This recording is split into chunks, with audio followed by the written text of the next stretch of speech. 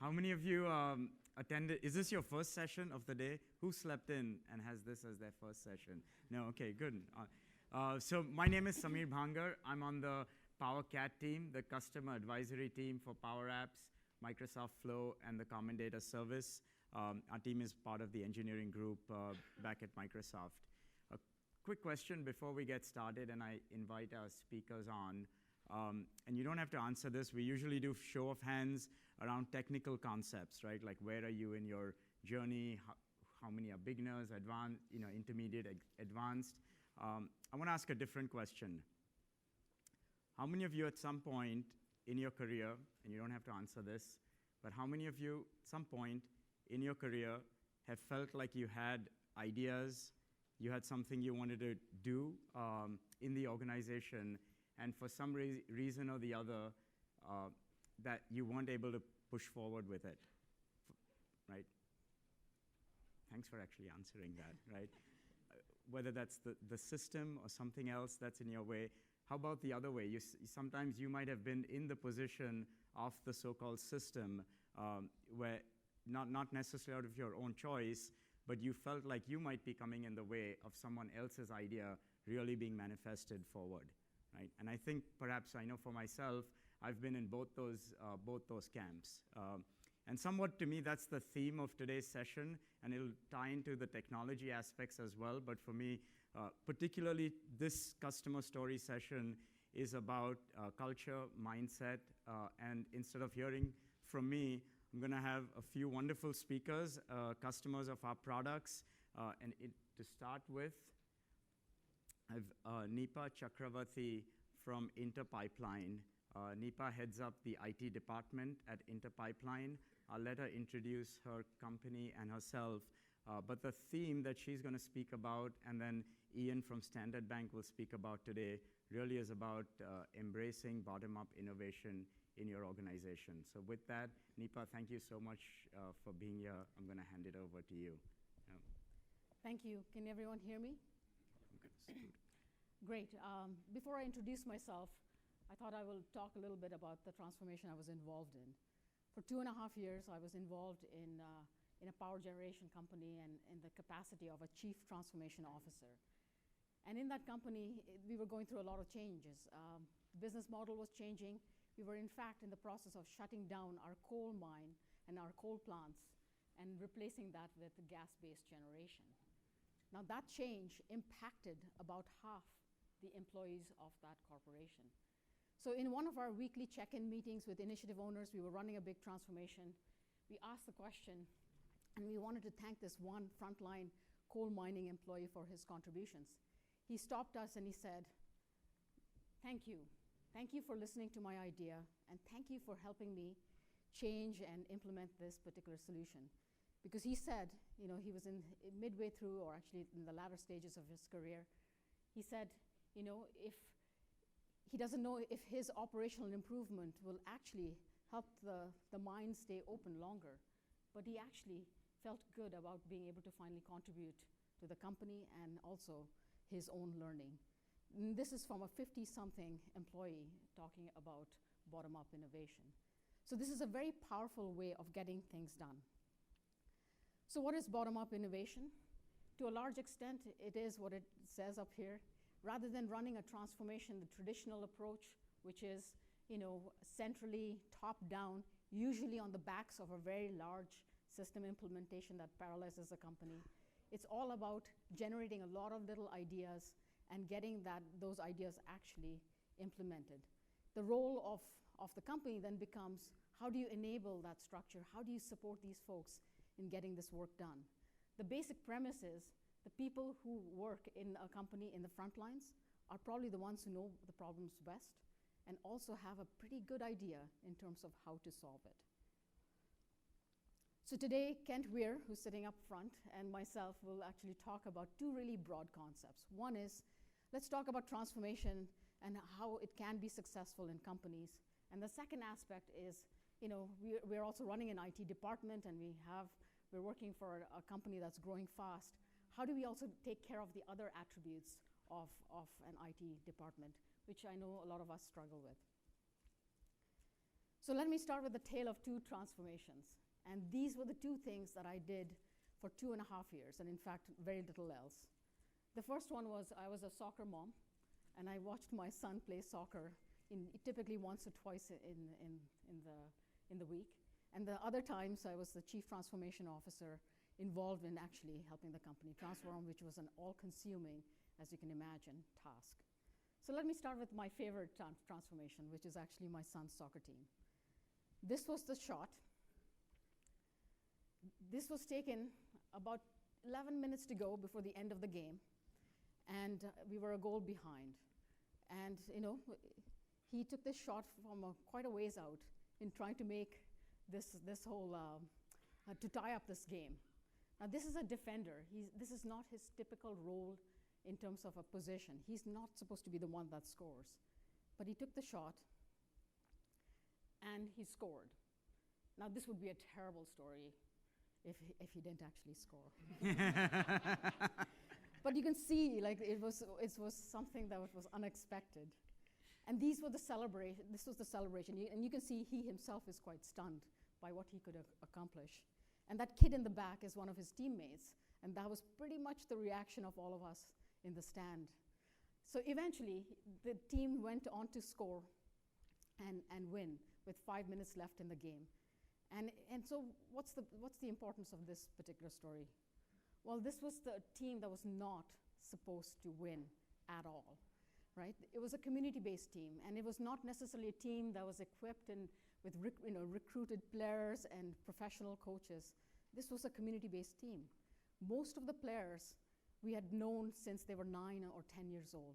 These boys were 16 years old when they played. So you can imagine, like, this was a transformation that happened from within with the existing players, and that's a lot more powerful than anything else.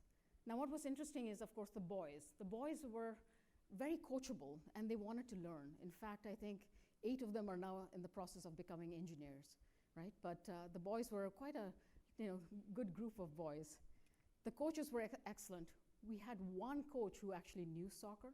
The other 2 played hockey, right? So the goal of the coach was not just to teach the boys new skills, but to also to bring other coaches online, because you need multiple players to help you make changes.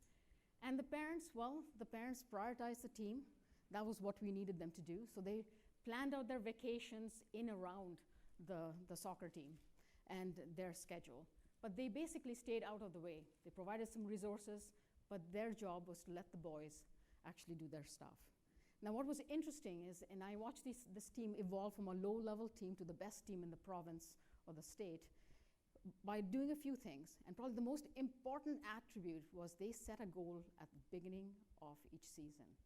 And they set that goal because soccer and sports is kind of funny. It's not about a master playbook or a fixed set of practices. It's about always making little adjustments. And if you don't know what your end game is, then it's really hard to do that. So it's ironic that I learned something from 17-year-old, 16-year-old boys. I won't ever say that again. So now about the company transformation, which actually took up most of my time in this same time frame. We ran this big transformation. Again, it was different from what we had traditionally done. It was a bottom-up innovation approach.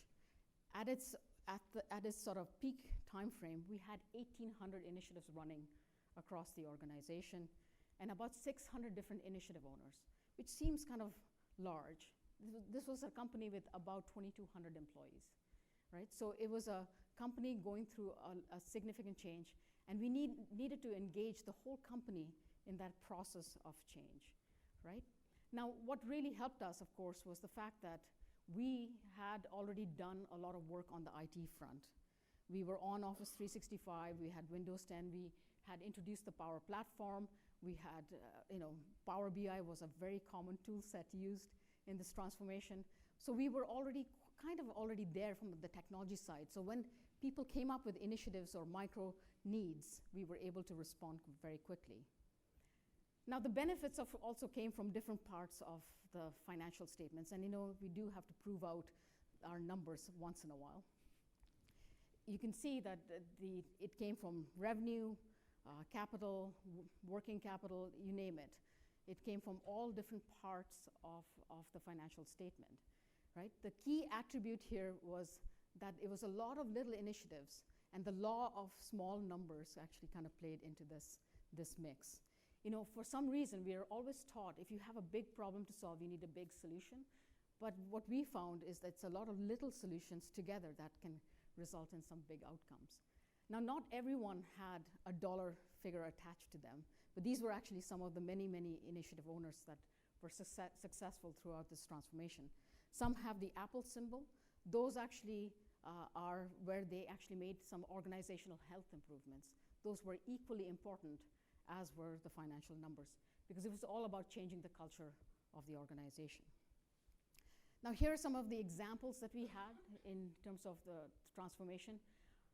I ran the transformation to a large extent using Power BI, because every week, you know, one of the things we had to do was to figure out which programs or which initiatives were struggling, and we used actually a lot of reporting to help us get there. And what I love about Power BI, of course, am I allowed to talk about that solution here? It's called the Power Platform. Sure. So it's Let me it's talk about everything. Power BI. That's what I mean. It's Power Apps, Power BI, Flow. It's all of it. Thank you. Yeah.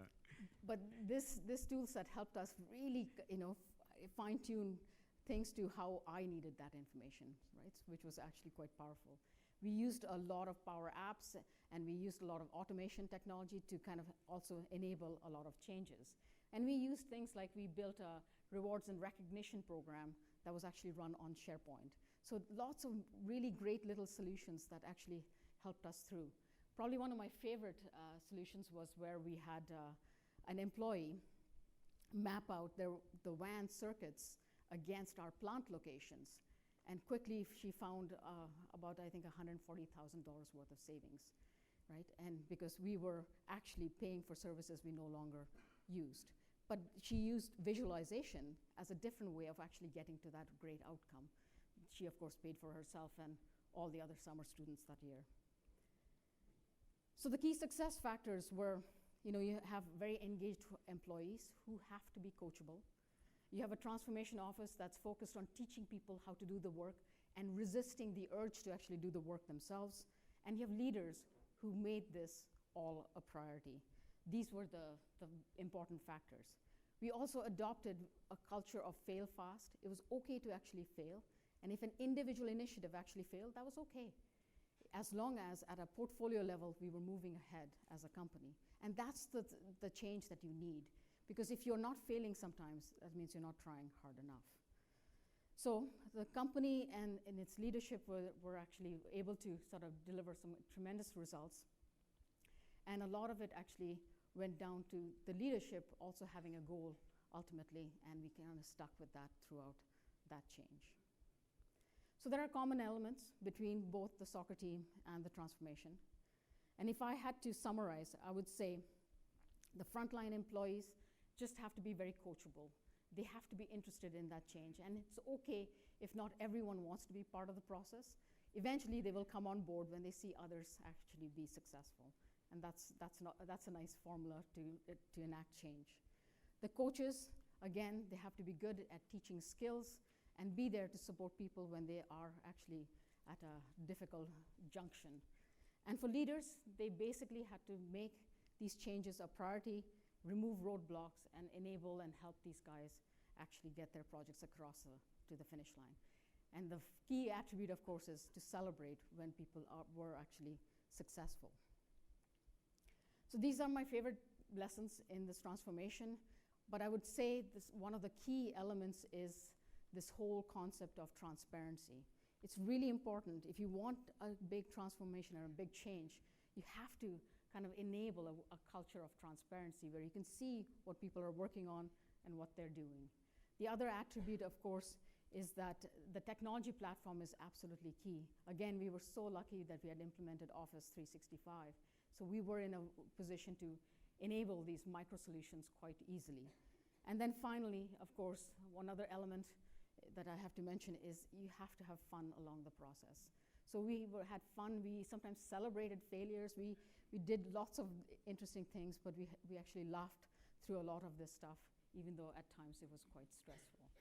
So, but it was a great experience for me to be part of for 2.5 years. So now switching gears, let's talk about how are we organizing ourselves in IPL. Interpipelines is a company that's growing fast. It's doubled in size over the last 2 years. It's planning to grow even more so over the next while. So there's a lot of fundamental core systems that need to be upgraded, and we have to stay focused on that as well. So what I'm going to now talk about is how we're organizing ourselves to still innovate and support bottom-up innovation, along with, of course, driving towards meeting some of these other requirements. So the way we're organized is into big rocks, pebbles, and sand, sorry. The big rock initiatives are those initiatives that are the ones that take up most of the organization's time. They engage a lot of people across the organization. And to a large extent, if you can avoid doing these, don't do them, because they do take up a lot of time, right? But they are sometimes required and fundamental if you want to drive change, because you do have to capture information correctly. They follow naturally the proper governance structures, and I still advocate for that in terms of how they are executed. Wow, I must have a sensitive hand here. The pebbles are, of course, the smaller initiatives. Think of them as yesterday's big rock initiatives that you want to upgrade and still keep current. Otherwise, your investment in those applications and technologies will fall. The other key attribute here is making sure that you keep upgrading your networks, your connections, your security and other things for the best practices out there. These things will enable what you need to do, which is actually my favorite layer, is the sand. You're good. All right, then. We'll get a next clicker. The sand layer is where you actually innovate. And think of sand as the stuff that actually helps you bind things together, right?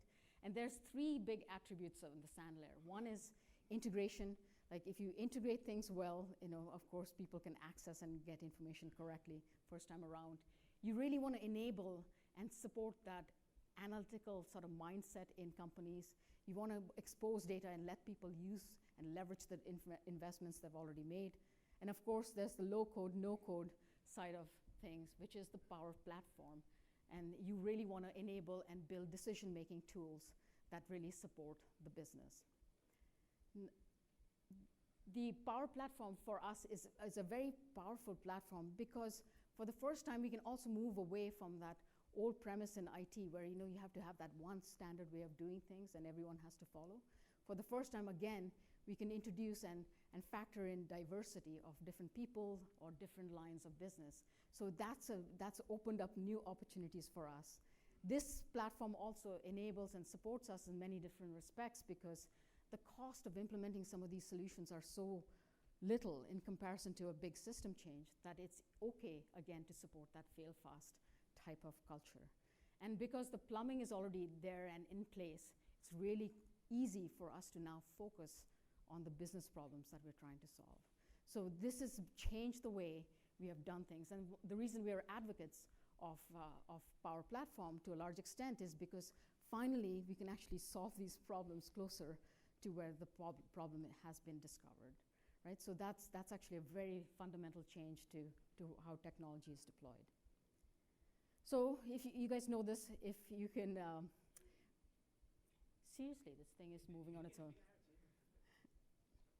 It doesn't want to, but you guys get the picture, right?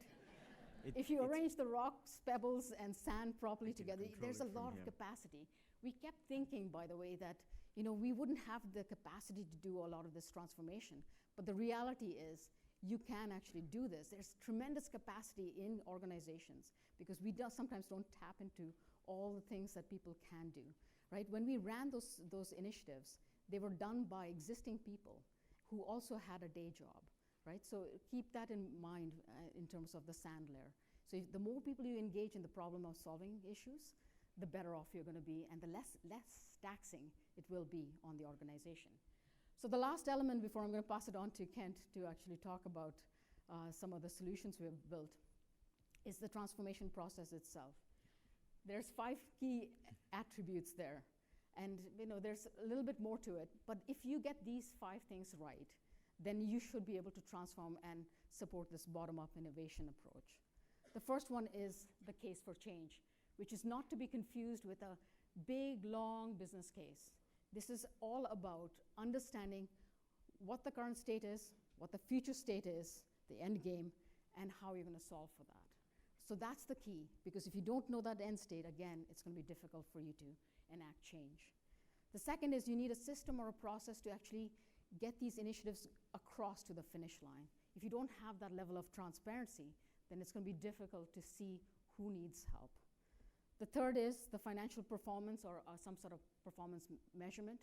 Everything can be measured in some ways. It doesn't have to be financial, but you need to know if you have reached that final state or not, right? So if something took 5 hours today and you want to bring it down to 10 minutes, you should be able to measure that attribute. Leadership support, it goes without saying. They have to be there to support you and support their people as they're driving for change and innovating and sometimes failing in little ways. And finally, you need a recognition program, both monetary, if you can do it for the big changes, but sometimes it's also the non-monetary changes that makes a difference. I remember when the CEO called up some frontline employee out in the field and said, you did that initiative and made such a big difference. It changed that person's perspective completely. So it's really important to recognize that we should be recognizing people and celebrating the successes of different folks. And before I pass it, the last slide before I pass it on to Kent, who's going to give you a demonstration of our business case tool, this is what we're doing at IPL. We're going to set up a few coaches, and Kent Weir is our head coach, so to speak. He knows this platform. I think he's done will be doing 5 sessions here at this summit.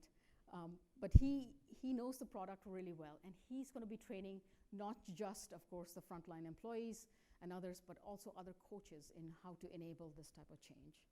We're going to create a communications plan to just engage people.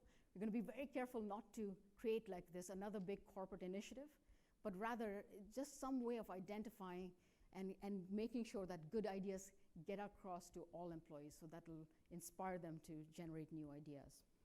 We are also going to be rolling out this tool that we'll share with you shortly. We're going to educate and share the results naturally with all employees. And the last element is absolutely key to us, is we're going to catalog all these innovations so that we can use them in the future, or if someone else has something similar, we can then go back and use these initiatives to drive that as well. So I'm going to introduce Kent Weir, who's going to show you what we have developed on Power Apps for business cases. I think it could be because of use timings. So good morning. So my name's Kent Weir. I'm a senior manager of enterprise architecture and integration at Interpipeline. And so what I want to talk today is a bit about some of our reference applications, and then also our bottom-up innovation program that we have going. So this is the Case for Change app that Nipa spoke about. Shout outs, we have Fidelity Factory that helped us build this. But this is essentially our digital way of actually capturing all of these cases for change, these initiatives that people want to actually go ahead and proceed with. So as Nipa mentioned, we want to do this in a very seamless and efficient manner. So what we've done is we've created this Power App where we've got flow approvals behind the scenes in order to communicate with stakeholders and sponsors and to get their buy-in as well. Yeah, it's the... I'm your manual backup. Right here, if we just do this. Sorry. There we go. I had this happen in one of my other sessions, so yes, hopefully. So yeah, so this is the tool itself. We have the ability, it's an open tool. The idea is open by design, closed by exception. And a person that has an idea can go into this tool and actually raise that idea. We're going to ask for some data. We want to know what is the opportunity here. What are some risks? What are the stakeholders? And then ask people to align and to create milestones. Now, when you create a milestone, you're actually creating an owner.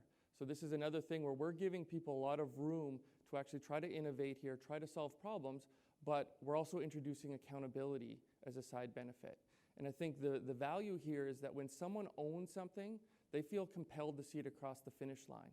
And that's definitely one of the goals that we're after. We're going to empower you, but in return, we want you to be accountable as well.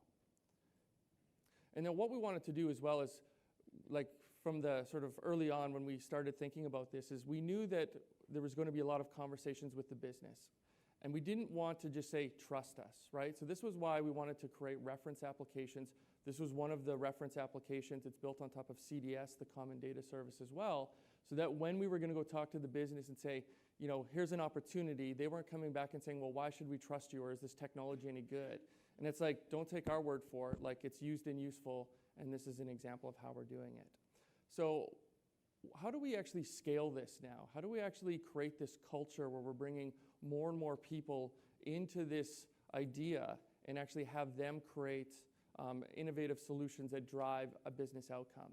So we've come up with this notion of hands-on learning or bottom-up innovation. And so this, I previously was in a talk right before this where we actually demoed all 4 scenarios. I would say go ahead and look that up in Session Builder. You can be able to download that video and see exactly what this great team has provided, so feel free to do that. But the core sort of, or how we set this up was, it was at our office. We had 18 participants. Now this was a very diverse audience, diverse from many different perspectives. So we wanted to bring people that had brought different ideas to the table, so that meant they could come from the business, they could come from IT, and even when they came from IT, we wanted to have people that had different ideas, different perspectives, and had different challenges within their jobs and their responsibilities. So this meant we had accountants, we had project managers, we had architects, we had a few developers, we had business analysts. And the whole idea was we wanted to empower these people, allow them to use a democratized technology set in order to create some ideas and then actually be able to execute on them. So we did have John Levesque from Microsoft came up and helped us out. I enticed him with skiing in Banff. It ended up being minus 30 that weekend, Celsius. He still came, but so that was great. We also had the Fidelity Factory folks help out with some of the Power App stuff. And then what I did, my role was really to show or demonstrate how we're already using this technology, demonstrate some of those reference cases for the organization. So we focused predominantly on Microsoft Flow and Power Apps in this session. We've subsequently rolled out the same program to Power BI. We've had 2 intakes already with Power BI. We have another one next week, and we also have 2 Flow intakes next week as well. So this is sort of the initial sort of release of this idea, but now we're actually executing this on a continual basis. This is the app that every attendee built. Now, it's important to know that these people that walked into this session had no prior Power Apps experience. So they went from 0 to something in 5 hours. So it was an expense tracker application where they could, you know, take a photo of their receipt and actually route that to their boss for approval. And this was one of those, you know, eye-opening moments for so many people. You know, previously, you know, there might be some skepticism. Well, is this stuff any good? Like, I'm used to writing code, or this is going to be really long. Like, how much can we really do in a day? And at this point, we had buy-in. We had captured people's interest because they saw how powerful the platform was. So here's a picture of the people hard at work. And then what we did, and this wasn't something that people knew walking in, besides Neep and myself, was that there was no free lunch. This idea, there was free lunch, but there was no free lunch. And the idea was that we didn't want people to learn and forget. We wanted people to actually learn from what they were about to do, like what they just you know, experienced, and actually take it to solve a real problem. So what we did is we split the teams randomly into 4 different teams, giving them different numbers so that if you walked in sitting beside your buddy, you weren't on the same team as your buddy. And this was deliberate. We wanted people to work together as a team and also build that culture of collaboration. We asked each team to identify 3 business opportunities and prioritize 1. We wanted to catalog some of these things so that we could actually use them later on down the road. Then what we asked each team to do is to create 4 milestones. And the idea is that you're methodically thinking about how we'll distribute this work and how we can actually measure the output of the work. We met 3 weeks later. We had each team demonstrate. We do have 2 screens in that meeting room, so that's why people are looking in different directions. But the key questions were, how are you progressing? Are you blocked? What have you learned? Is there anything that you would do differently? So have a little bit of an introspection to say, hey, you know, what are we trying to achieve here? And, you know, there might be different ways of doing it, but that's okay. Like, this is our first time going through it.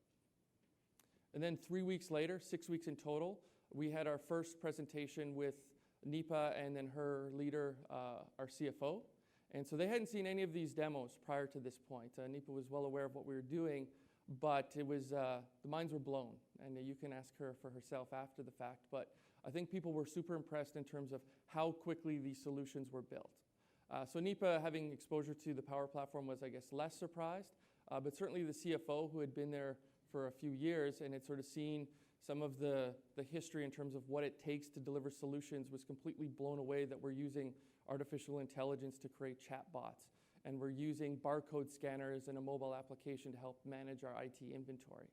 And so these are some of the different applications that we had built as part of this initiative over the course of 6 weeks.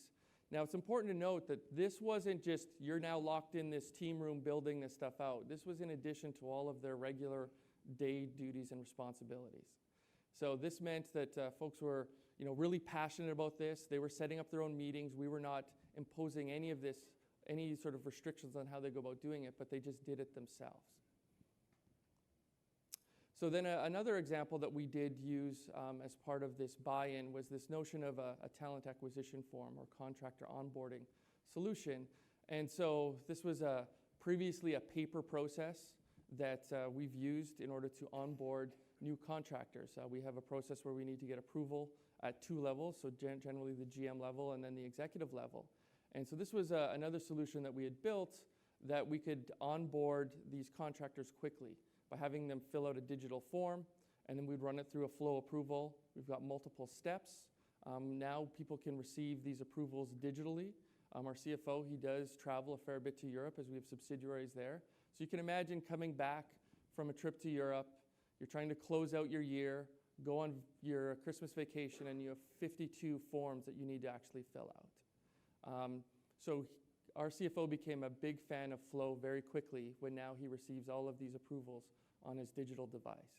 And one of the side benefits was we initially were focusing on how do we automate approvals, but it was the data, and this is our Power BI dashboard, where we're now being able to surface all of this information.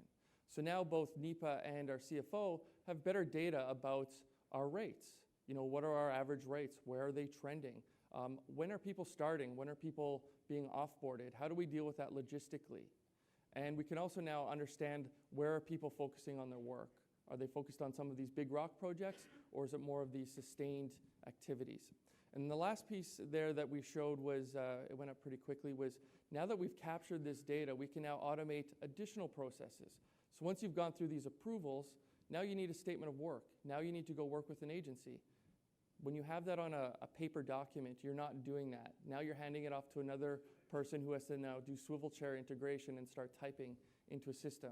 Because we've got the data captured, we can use Flow and the Microsoft Word connector to generate a form letter that now we can email across to the vendor. So those are just some examples of how we've driven some digital transformation in a very short period of time.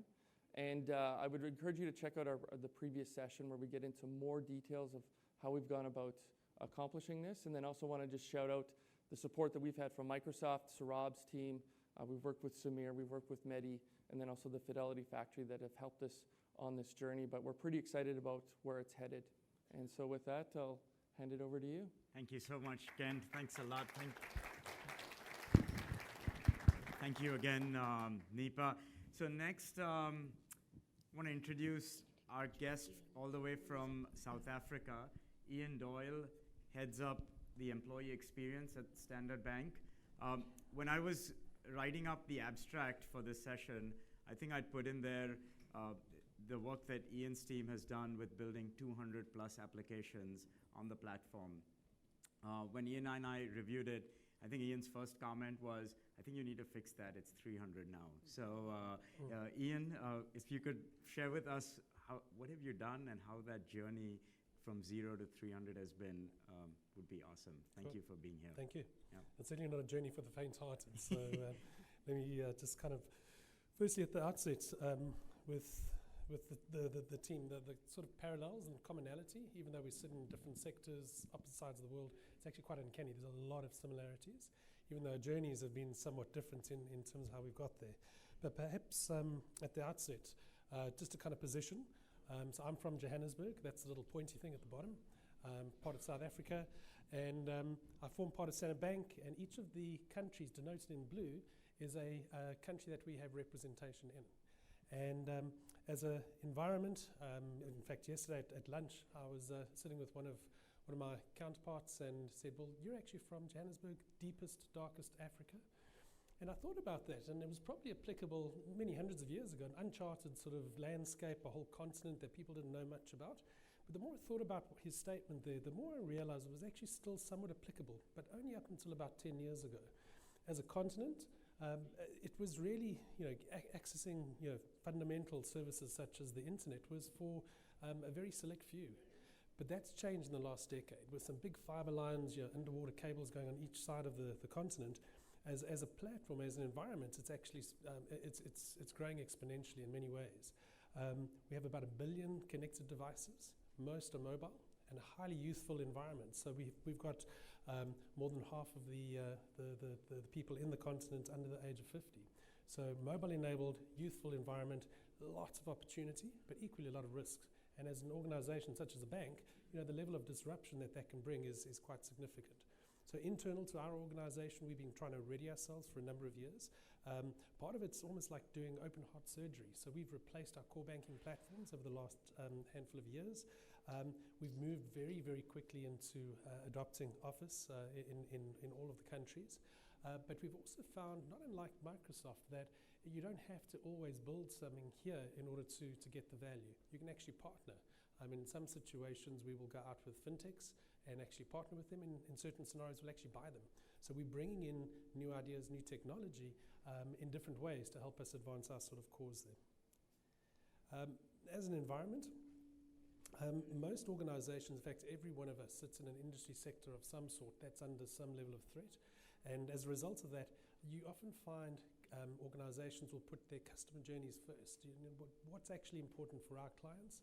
And as part of that focus, we've taken that to the next logical step, which is around, well, you can't execute on those journeys well until you've actually understood what your employee journeys are. And that's where I spend with my team a large part of our time, because the more you equip your employees to be successful in what they do in their day job, the higher the likelihood that you're going to have a chance at landing value to the industry and to your clients as a whole. So we do spend a lot of time in terms of innovating, but we've also observed as part of this journey, innovation isn't something that someone else does out there. Very similar to what Nipa was describing, it's got to be, innovation is stuff that everyone has to do. It's not something that's outsourced, it's not something that you give it to a product team. It's got to be part and parcel of what you do every day. So some of the things that we've been focusing on in terms of helping our journey to the innovation at the level of scale that we've got to, you've got to do the plumbing. So we've kind of talked around some of the security layers, and you sometimes want to slow down in order to speed up. And we, in hindsight, didn't have that as a learning. We've taken that over time. But if you put the right guardrails in place, you can actually allow a lot more sort of license to your employees to go to build, and particularly on some of the low-code solutions itself. We took some very hard and difficult learnings around putting data or information assets right up front. So when we train, and we do a huge amount, I'll give more context in a short while, but we do teach our employees around the value of this information, classify it. So if it's stuff that's in the public domain, you've probably got the fast track, get out there and get going with it. But if it's stuff that's secret, if it's stuff that's quite confidential to your organization, you've got to give them the tools and the mechanisms to control that so they don't, one, hurt the organization, or two, themselves as part of that process. So things like data leakage prevention and certain connectors that we'll allow and others that we'll actually restrict. But those are the boundaries that we've been working on over the last couple of years. The beauty with this platform here is you can build and throw it away. You could do it for a very quick period of time. You could do stuff over a year or two as a sort of stopful for the more strategic solutions to come in. So the cost of getting it wrong is nothing more than time. And that's stuff that we would encourage. Now, we've been very fortunate. Our organization's been open to innovation. We've even created workspaces, see the playroom. So organizational units are encouraged to go in there frequently, throw ideas in. And that's a cultural thing that comes from the top as well. So we've been very supportive in that. And we've definitely seen this sort of bridge between ideas, translating them into practice, and this low-code platform has certainly been a key part of that. So we have actually gone more than 300. We're closer to the 400. And if I add in things like some of the Power BI and the automation pieces, it goes north of that as well. We've probably got roughly 200 consistent application makers. And we've got 1 or 2 apps that are sort of hitting the threshold of about 7,000 regular users in a month. We haven't hit the big one yet. And with the big one, I'm talking about something that goes, north of 20, 30,000. I'd certainly like some of our use cases to get beyond 7,000, maybe 14 or so over the next while. So what we have found is that we've probably got a solution in every single department. Some we've purposely gone after because we feel that there was a gap for it.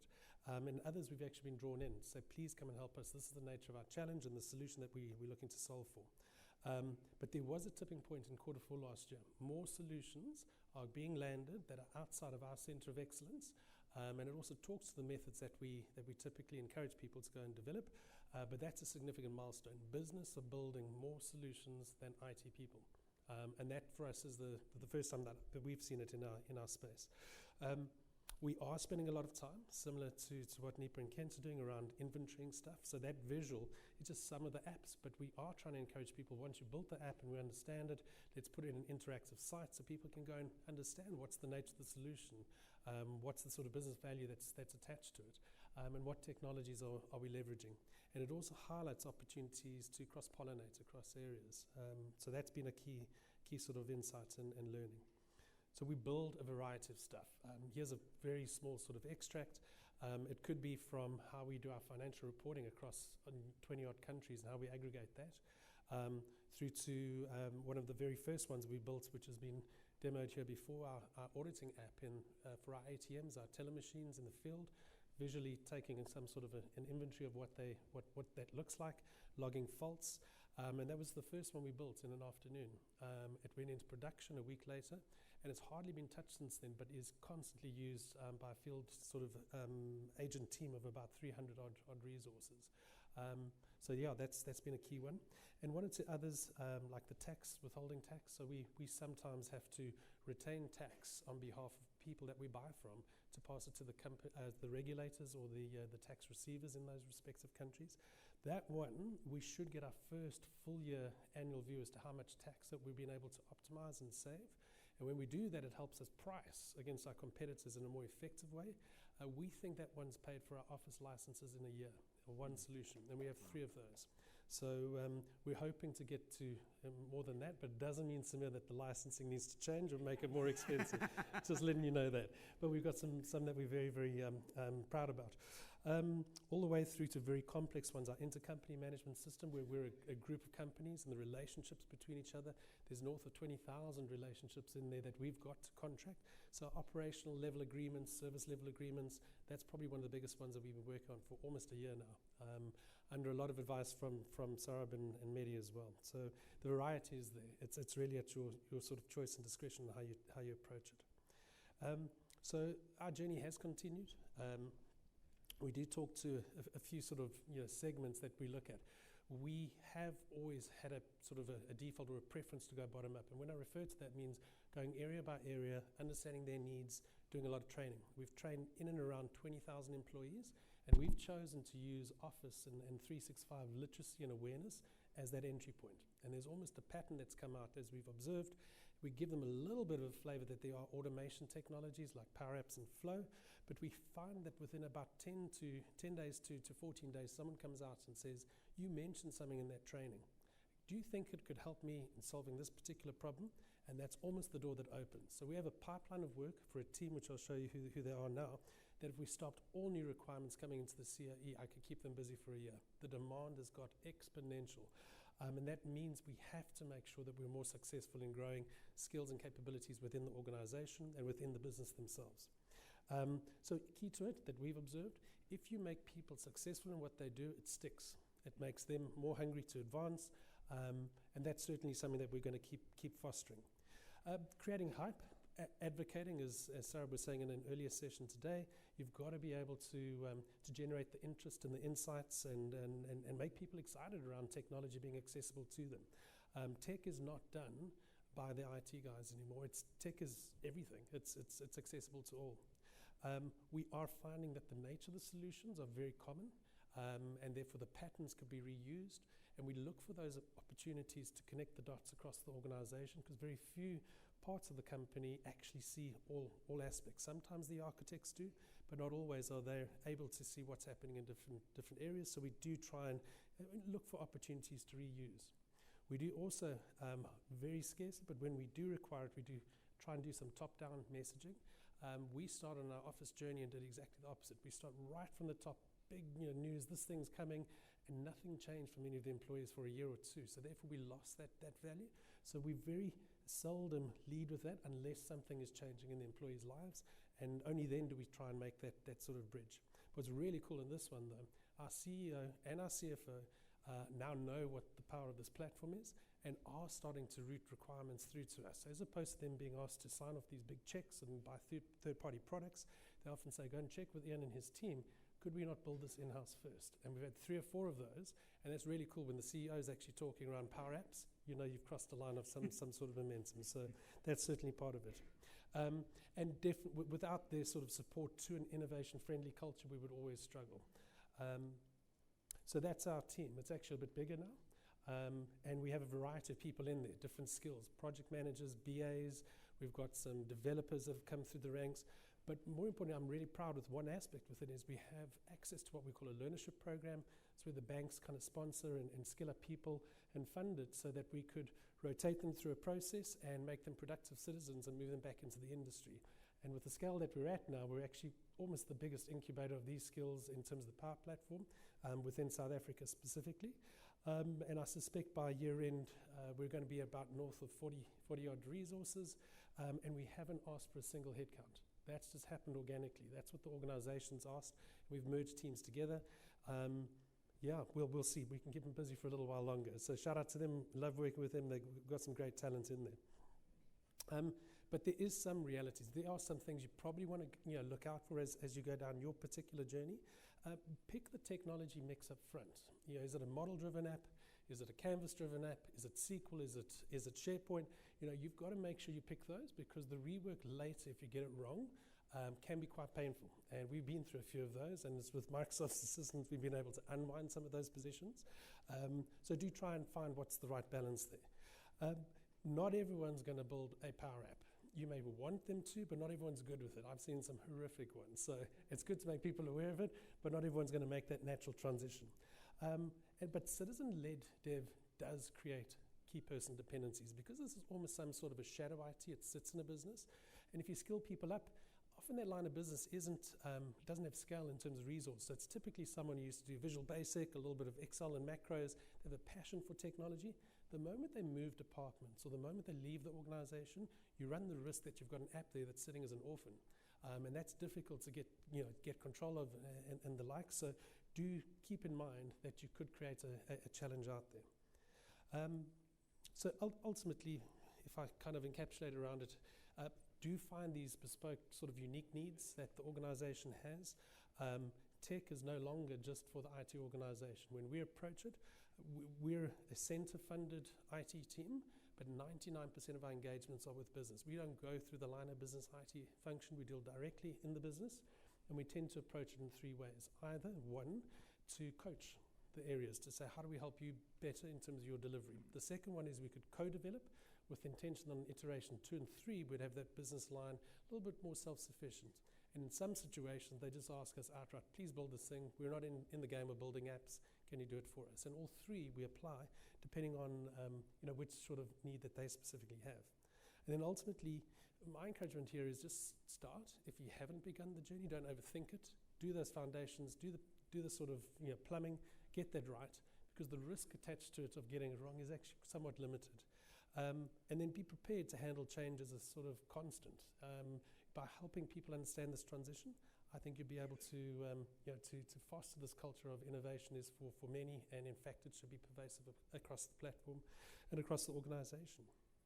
Okay. That's it from my side. Thank you so much. We can keep the previous slide up there. So, thank you again, Ian. We do have some time for questions, so maybe we could have Nipa and Kent come up, and even if you're here, so we can take some questions from the audience. If no one has, yep. Thanks, Ian. You mentioned the challenge of shadow IT as you work on apps. By having that citizen-led development, Yeah. I think you're spot on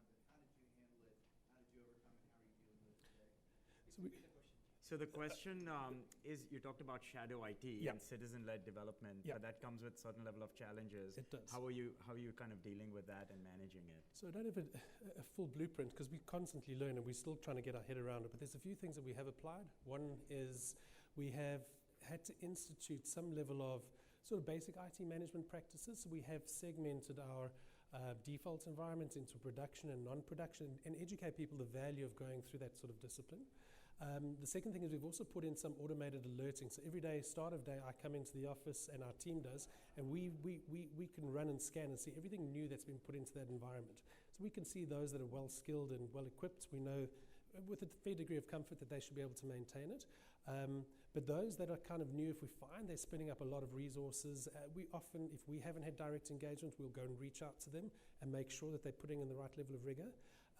And then ultimately, we have had situations where the people have left and we've had to get involved. We've had to take higher order admin rights, get into the app and maintain it. But most of these things don't need lots of rework. So once they're out there, if they're properly built, they can run almost indefinitely. So those are some of the things that we're trying to apply our minds on. And we do try and also educate the business owner itself. As I say, if you only got an individual here, it's probably wise to go and cross-skill. So we constantly foster that. So our pipeline of people coming through with Power Apps and the flow and the automation pieces is significant.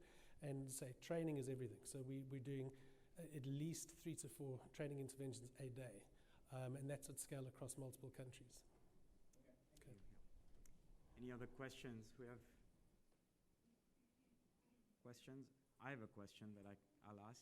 And maybe for both of you, I'd love to hear, based on where you're at, what do you see next, not just for the next, say, 6 months, but looking out a year, 2 years down the horizon? Maybe Nipa, thoughts that come to mind in terms of what's next for you? So I'm hoping that in a couple of years, we won't have any of those big rock type projects and that we actually focus a lot of our attention on building out these platforms. But really, it's all about, for us, engaging the workforce in the process of change and driving change. And so we will deem it a success if we can see a lot of innovation happening, both on the business side and naturally also within IT as well. The right one. There we go. So I see that the blurring of lines between a line of business application and this platform will happen a lot sooner than I think many of us think. Because the capabilities are growing significantly. So for me, if there's anything, I think we're going to become more and more relevant as a solution provider to our group. I think with some of the announcements coming down the line with an ability to share the stuff externally, it changes the game of some traditional boundaries we put in place that says we will only do the stuff for our employees. I think that's going to start to shift where we can start to touch our client base, which traditionally we try and shy away from. So 2 years from now, maybe that the sort of scale that we're doing with our employee journeys would be part of our customer journeys.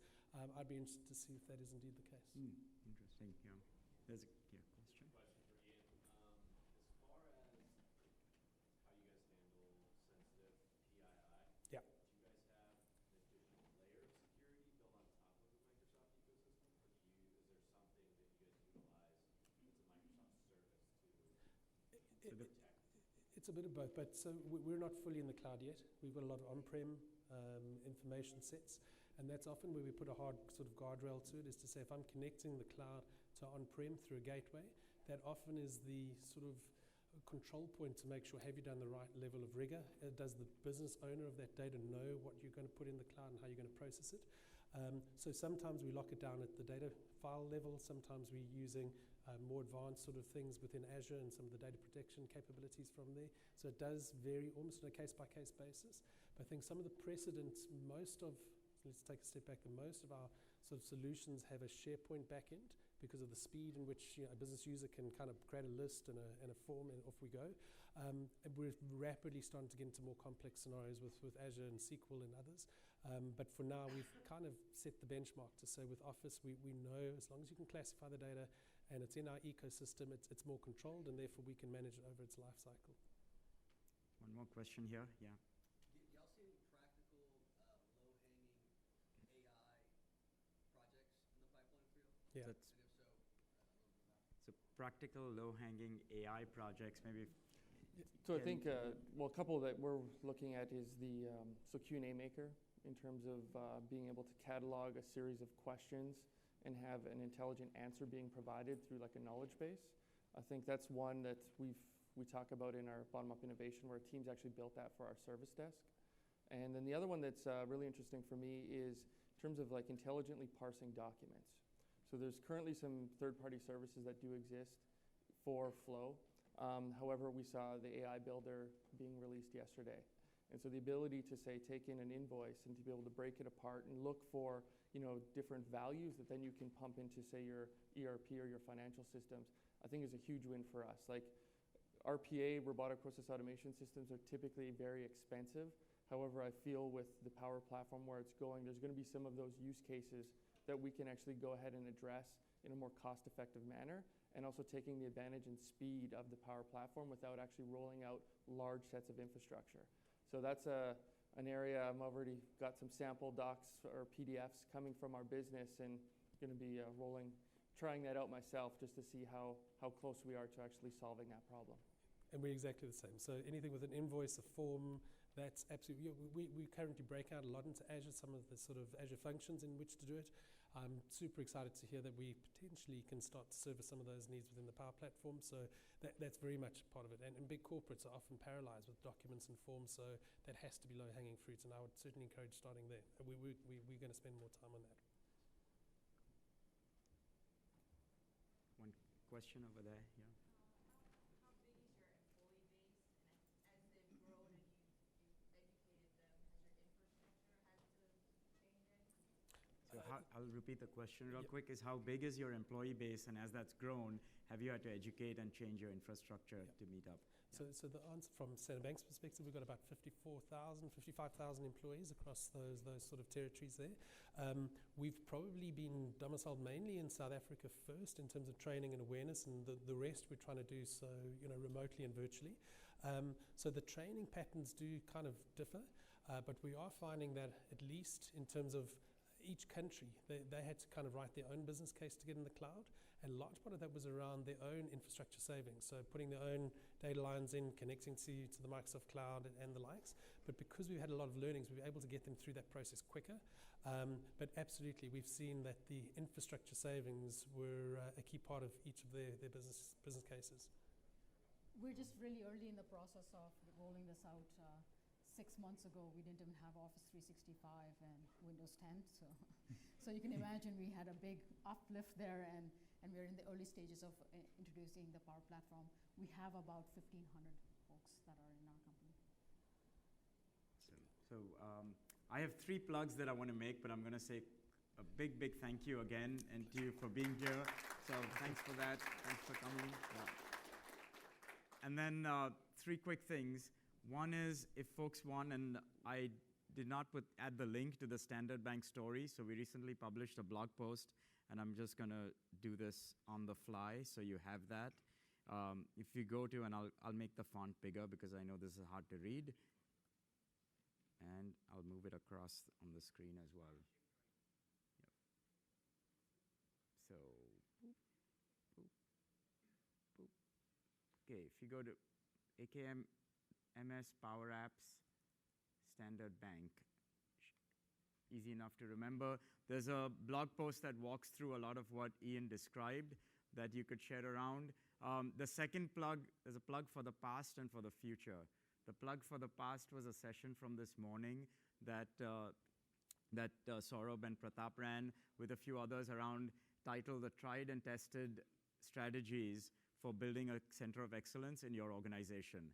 So taking some of the learnings that you heard from practices that you heard of today, and how do you actually action it, and kind of the next step on that.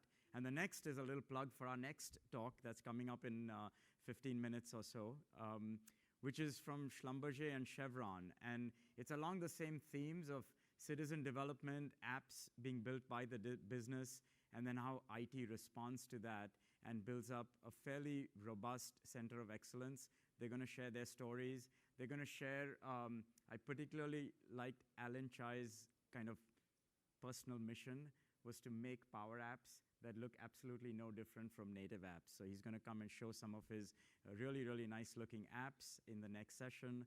Most of the day today here, actually all of the day in this room, is these customer story sessions. So if you've got friends around the conference who hasn't been to one of these story sessions, do let them know. And with that, enough of plugging from me. Thanks for being here. Have a good day. Yeah.